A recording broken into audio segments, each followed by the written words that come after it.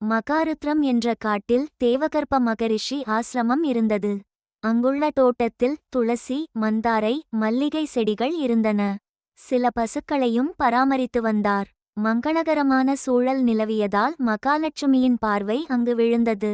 போதாக்குறைக்கு விஷ்ணுவுக்கு நைவேத்தியம் செய்த பாலையே உணவாக ஏற்பார் மகரிஷி.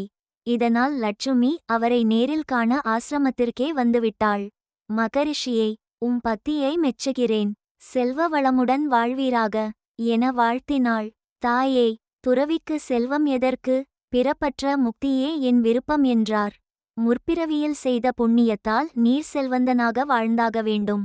அதன் பின்னரே உமக்கு முக்தி உண்டாகும் என்று சொல்லி மறைந்தாள். லட்சுமியின் எண்ணத்தை முறியடிக்க வேண்டும் என தீர்மானித்த மகரிஷி ஆசிரமத்தை விட்டு கிளம்பினார். ஓரிடத்தில் பல்லக்கு, பரிவாரம், படை வீரர்கள் என பெருங்கூட்டம் இருந்தது. காட்டுக்கு வேட்டையாட வந்த அந்நாட்டின் மன்னர் ஓய்வெடுத்துக் கொண்டிருந்தார். அவர் அருகில் இரத்தின கிரீடம் பட்டுத்துணியில் வைக்கப்பட்டிருந்தது.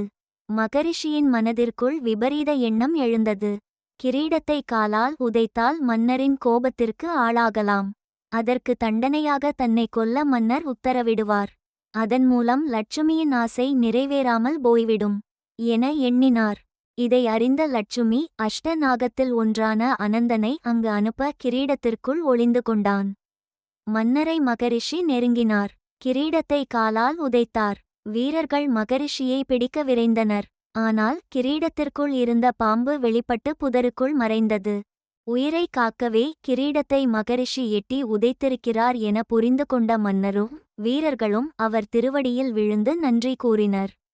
அவரை அரண்மனைக்கு அழைத்துச் சென்ற மன்னர் மகரிஷியை ராஜகுருவாக ஏற்றார். சகல வசதியுடன் வாழச் செய்தார். கொடுக்க நினைத்துவிட்டால் துறவிக்கு கூட லட்சுமி தேடி வந்து கோடீஸ்வரனாக வாழும் பாக்கியம் தருவாள். சர்வ மங்கள மாங்கல்யே சிவே சர்வார்த்த சாதகே சரண்யே த்ரயம்பிகே தேவி நாராயணி நமோஸ்துதே.